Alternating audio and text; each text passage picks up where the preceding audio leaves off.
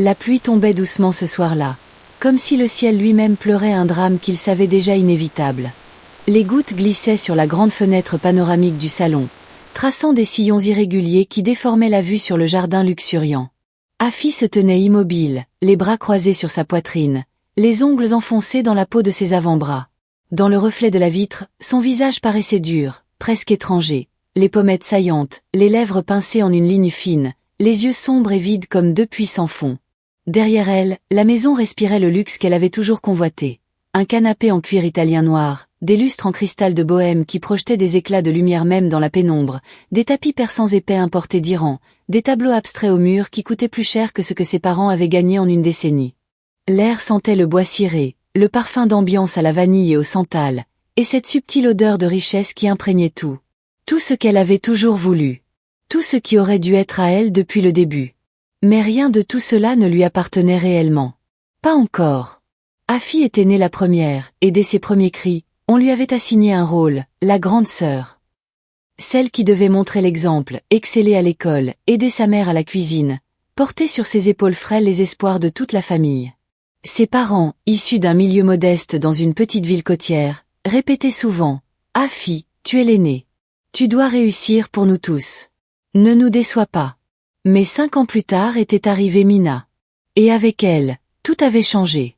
Mina était le rayon de soleil inattendu. Dès sa naissance, elle avait ce sourire qui faisait fondre les cœurs. Ses grands yeux en amande, sa peau douce, ses boucles naturelles qui encadraient son visage comme un halo. Mina ne pleurait presque jamais. Mina attirait les compliments comme un aimant. Les voisins, les tantes, même les inconnus au marché. Oh, quelle belle petite fille! Elle sera une star un jour. Afi, elle, devait se battre. Pour une bonne note, pour un regard approbateur, pour un simple « tu as bien fait ». À table, lors des repas familiaux qui sentaient le riz et la sauce tomate épicée, les phrases tombaient comme des couperets. Regarde ta sœur comme elle est gentille et calme. Elle a mangé sans faire d'histoire. Pourquoi tu ne peux pas être plus douce, comme Mina? Afi, tu es trop sérieuse, trop dure. Mina a eu 18/20 en maths sans même réviser. Toi, avec tout le temps que tu passes sur tes livres. Ces mots s'incrustaient dans l'esprit d'Afi comme des éclats de verre. Elle se souvenait parfaitement de ce jour où, à 10 ans, elle avait rapporté un bulletin avec 16/20 en français. Sa mère avait souri poliment, puis s'était tournée vers Mina, âgée de 5 ans. « Et toi, ma chérie, tu dessines si bien. » Afi avait senti une boule brûlante monter dans sa gorge. Elle avait couru dans sa chambre, s'était enfermée, et avait pleuré en silence, les poings serrés contre sa poitrine. Avec les années, ces comparaisons ne disparurent pas. Elles évoluèrent. À l'adolescence, Mina était celle qui avait des amis partout, qui riait facilement, qui plaisait aux garçons sans effort. Afi, studieuse et réservée, restait dans l'ombre. Elle excellait en classe, mais on ne louait que ses efforts. Afi travaille dur, c'est bien. Jamais de « Afi est brillante », comme pour Mina.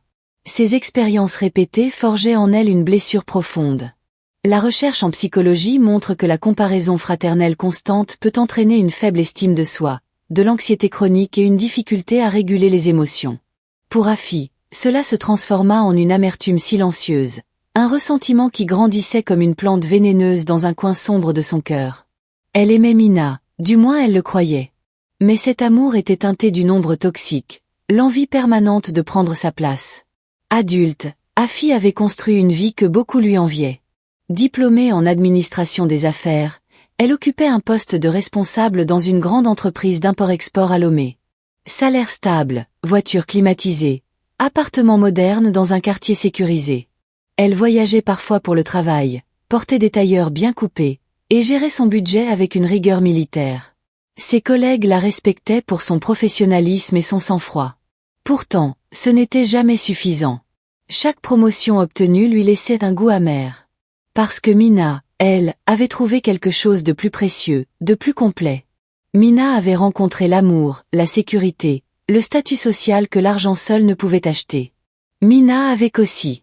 Afi se souvenait du jour où Mina avait appelé, la voix vibrante d'excitation. « Grande sœur, il faut que tu viennes dîner ce week-end. J'ai quelqu'un à te présenter. » Afi avait senti son estomac se nouer, mais elle avait répondu d'une voix calme. « Bien sûr, je viendrai. » Kossi n'était pas un homme ordinaire. Grand, la peau lisse et foncée, les épaules larges, il dégageait une présence naturelle qui remplissait une pièce sans qu'il ait besoin de hausser la voix. Charismatique, respectueux, il dirigeait une entreprise florissante dans le commerce international. Il parlait avec une voix posée, profonde, qui inspirait confiance. Ses yeux, d'un brun chaud, semblaient lire les gens sans les juger. Quand Mina l'avait présenté à la famille, l'enthousiasme avait été immédiat. Les parents rayonnaient. Il est riche, bien éduqué, et il adore Mina. Regardez comme il la regarde. C'est du vrai amour.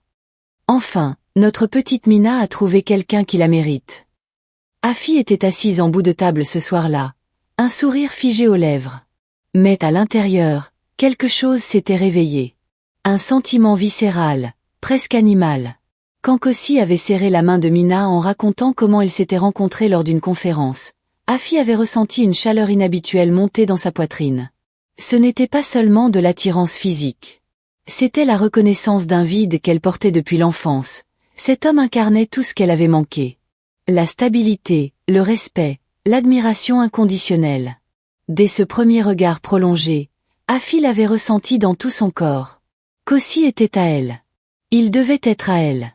Le mariage fut un événement grandiose, presque irréel. La salle de réception, louée dans un hôtel 5 étoiles, scintillait de 1000 lumières dorées. Des guirlandes de fleurs fraîches ornaient les tables, les invités importants, hommes d'affaires, politiciens locaux, amis influents levaient leurs verres de champagne importés. L'orchestre jouait des mélodies douces qui se mêlaient aux rires et aux applaudissements. Mina rayonnait dans sa robe blanche immaculée, taillée sur mesure, avec un voile léger qui flottait comme un nuage. Ses cheveux étaient tressés avec des perles fines et des fleurs naturelles. Son visage illuminé par le bonheur pur semblait appartenir à un autre monde. Elle dansait avec grâce, riait aux éclats, et chaque regard qu'elle posait sur Kossi était chargé d'amour sincère. Afi, vêtue d'une robe bleu nuit élégante qui mettait en valeur sa silhouette athlétique, souriait. Un sourire parfaitement maîtrisé, lèvres étirées juste assez, yeux plissés avec l'apparence de la joie fraternelle. Mais derrière ce masque, une tempête rugissait. Quand Kossi prit la main de Mina pour échanger les vœux devant l'autel, sa voix grave prononçant « Je te promets amour et fidélité », Afi serra les poings si fort que ses ongles laissèrent des demi-lunes sanglantes dans ses paumes. Ce moment aurait dû être le mien. Cette robe blanche, ces vœux, cette vie, tout cela aurait dû être à moi. Mina n'a rien fait pour le mériter. Moi, j'ai tout sacrifié. Elle applaudit avec les autres, mais ses mains tremblaient. Après le mariage, Afi s'intégra au couple avec une assiduité presque obsessionnelle. Elle passait plusieurs fois par semaine dans leur grande villa aux murs blancs et au jardin tropical. Elle apportait des plats qu'elle avait cuisinés elle-même, mafé, poulet yassa, akpan en disant « Je sais que Mina est occupée avec ses cours du soir. Je veux juste aider. On est une famille, non ?» Elle donnait des « conseils de grande sœur » sur la gestion de la maison, les investissements de Kossi, ou même la façon dont Mina s'habillait.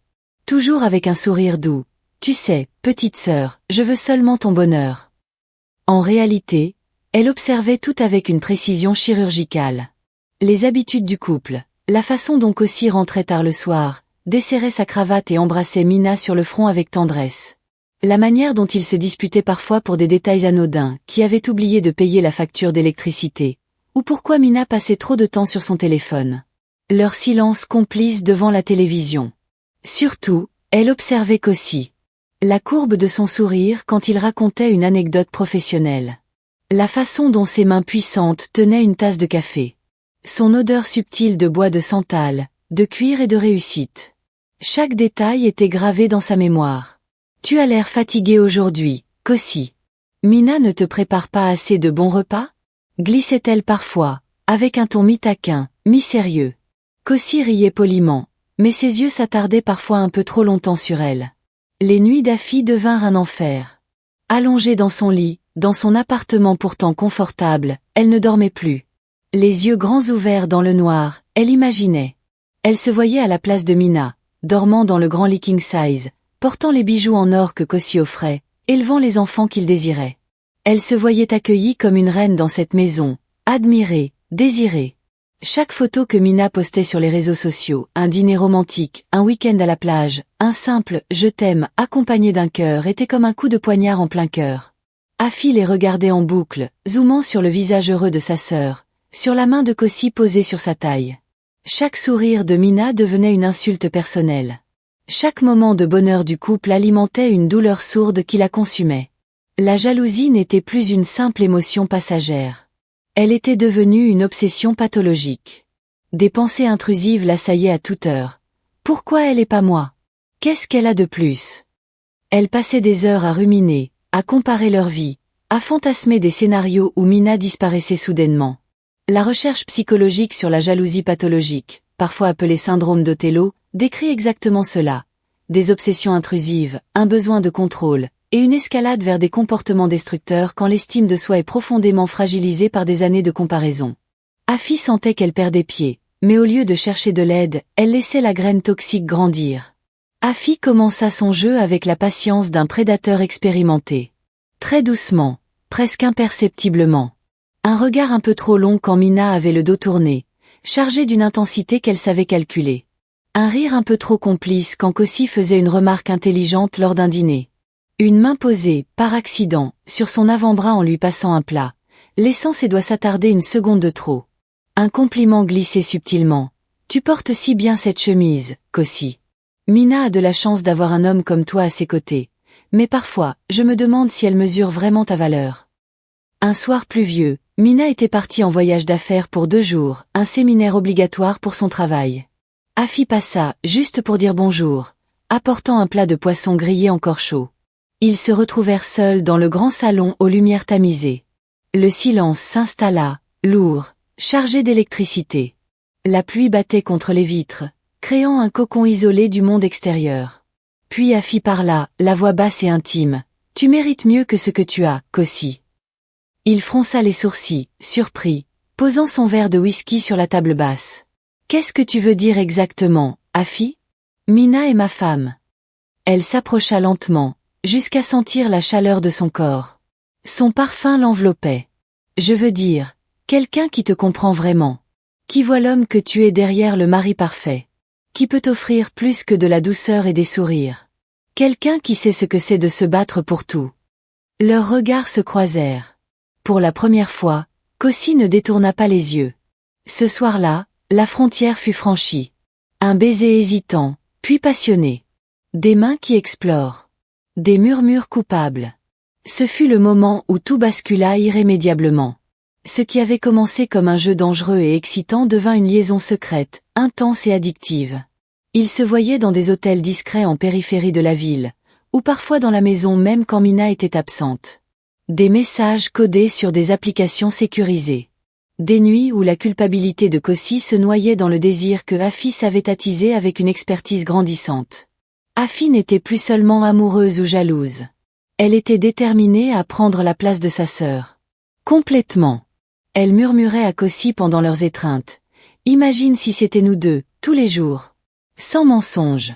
Sans elle. » Kossi était perdu, déchiré entre son amour pour Mina et l'attraction magnétique qu'exerçait Afi. Mais Afi, elle, ne doutait plus. Afi changea radicalement en quelques mois. Son regard devint plus froid, plus calculateur.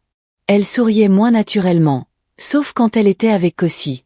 Elle devint plus audacieuse, des textos plus directs, des rendez-vous plus risqués. Face à Mina, elle jouait encore la grande sœur protectrice, mais intérieurement, elle ne voyait plus en elle une sœur. Mina était devenue un obstacle vivant. Un problème à résoudre. Un être dont l'existence même bloquait son bonheur. La jalousie pathologique avait transformé son affection en une haine froide, rationnelle. Elle se surprenait à penser, si elle n'existait pas, tout serait parfait. Un soir, après une dispute violente avec Kossi dans une chambre d'hôtel, où il avait crié « Je ne peux pas quitter Mina comme ça. Elle ne mérite pas ça, elle m'aime vraiment. » Afi rentra chez elle et resta assise des heures dans le noir. Il ne partirait jamais de lui-même. La culpabilité, la peur du scandale, l'image sociale le retenaient. Alors elle devait agir. Définitivement.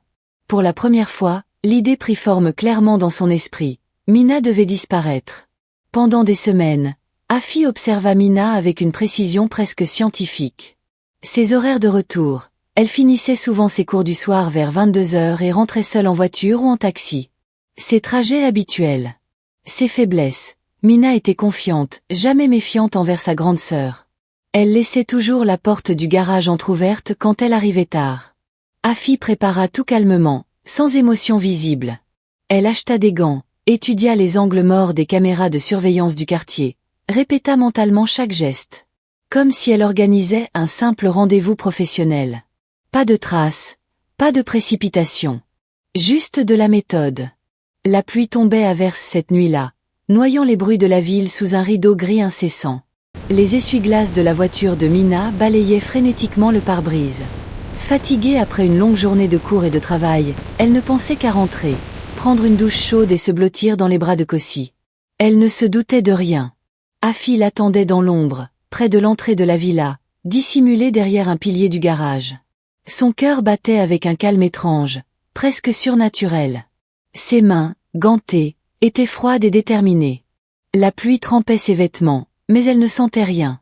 Quand Mina poussa la porte du garage et alluma la lumière, elle sursauta en voyant sa grande sœur debout dans la pénombre. Un sourire surpris et affectueux illumina son visage. « Grande sœur ? Qu'est-ce que tu fais là à cette heure ? Il pleut des cordes. Viens, entre, on va se faire un thé. » Ce furent ses derniers mots paisibles. Afi agit vite, sans hésitation. Le silence qui suivit fut brisé seulement par le bruit de la pluie et un choc sourd. Le silence après fut assourdissant. Pas de cris, pas de pleurs déchirants. Juste le vide absolu, le goutte à goutte de l'eau sur le sol en carrelage, et le corps de Mina étendu, immobile. Afi regarda ce qu'elle avait fait. Elle s'agenouilla un instant, effleura le visage de sa sœur une dernière fois. Pour la première fois depuis très longtemps, un vrai sourire étira ses lèvres. Un sourire lent, presque serein, libérateur. La graine de jalousie avait enfin porté son fruit amer. Les jours qui suivirent furent une performance théâtrale parfaite. Afi joua le rôle de la sœur endeuillée avec un talent glaçant. Larmes aux enterrements, étreinte consolatrice pour les parents, organisation des condoléances, soutien constant à Kossi. Elle pleurait même en public, la voix brisée. « Ma petite sœur, comment est-ce possible ?» Kossi était brisé, anéanti par le chagrin. Il se tourna naturellement vers elle pour trouver du réconfort. Les nuits où il pleurait dans ses bras, Afi le serrait fort, murmurant des mots doux. La maison commençait à lui appartenir. Le luxe, l'homme, la vie, tout était presque à elle. Mais l'illusion ne dura pas. Quelques semaines plus tard, quelque chose se fissura. Kossi devint distant. Ses regards sur Afi changèrent. Il n'était plus chargé de désirs passionnés, mais de suspicions froides. Il rentrait plus tard, évitait les conversations profondes, sursautait quand elle le touchait. « Qu'est-ce qui ne va pas ?» demandait-elle, la voix inquiète. « Rien, juste le deuil », répondait-il, mais ses yeux disaient autre chose. Un détail infime. Un mensonge maladroit d'Afi sur l'heure exacte où elle était arrivée ce soir-là. Un regard fuyant quand la police posait des questions de routine. Une incohérence dans son récit. Elle avait dit être passée vers 21h, mais un voisin avait vu sa voiture plus tard. Le doute s'installa comme un poison lent dans l'esprit de Kossi. Il commença à fouiller discrètement, messages anciens, agendas, témoignages. La méfiance grandissait. Un soir, dans le salon qui appartenait désormais officiellement à Afi, Kossi lui avait demandé de s'installer pour l'aider, il la regarda droit dans les yeux. Sa voix était brisée, mais ferme, chargée de douleur et de rage contenue. « C'est toi, n'est-ce pas ? C'est toi qui as fait ça à Mina. Dis-moi la vérité, Afi. Je le vois dans tes yeux. » Le silence retomba, lourd comme une pierre tombale. Cette fois, il n'y avait plus d'échappatoire. Tout s'effondra en cascade. Les enquêtes policières, alimentées par les soupçons de Kossi, creusèrent plus profond. Des preuves indirectes émergèrent, des traces d'ADN, des incohérences temporelles, des témoignages de voisins. Le mensonge vola en éclats comme du verre brisé. Afi fut arrêtée. Dans la salle d'interrogatoire, face aux inspecteurs, elle comprit enfin l'horreur de ce qu'elle avait fait. Elle n'avait rien gagné. Elle avait tout perdu. Sa sœur qu'elle avait aimée malgré tout, l'homme qu'elle désirait tant, sa liberté, sa réputation, et surtout le dernier fragment d'humanité qui lui restait. Kossi la regarda une dernière fois au tribunal, les yeux emplis de dégoût et de chagrin. « Tu as détruit tout ce que j'aimais. » La pluie tombait encore, des semaines plus tard, quand Afi se retrouva de l'autre côté des barreaux, dans une cellule froide et grise de la prison centrale. Plus de lustre en cristal, plus de tapis persans, plus de parfums de luxe. Seulement le béton humide, l'odeur de désinfectant et de désespoir, et le bruit lointain des autres détenus. Elle ne regardait plus par la fenêtre d'une belle maison. Elle était seule, vide, enfin confrontée à la personne qu'elle était réellement devenue. Une femme consumée par une jalousie qu'elle n'avait jamais su déraciner dans l'enfance. Parfois, dans le silence de la nuit, elle murmurait le nom de Mina. Et pour la première fois, les larmes étaient sincères. La jalousie est une graine dangereuse. Si on la laisse grandir sans la déraciner, nourrie par les comparaisons, les ressentiments accumulés et une estime de soi fragile, elle peut détruire tout ce qu'on aime, et surtout, ce qu'il reste d'humanité en nous. La comparaison fraternelle, souvent banalisée, peut laisser des blessures invisibles qui, des années plus tard, se transforment en monstres intérieurs. Et vous? Pensez-vous que la jalousie peut vraiment transformer quelqu'un en monstre? Ou pensez-vous qu'Afi l'était déjà depuis le début, et que la graine n'a fait que révéler ce qui dormait en elle?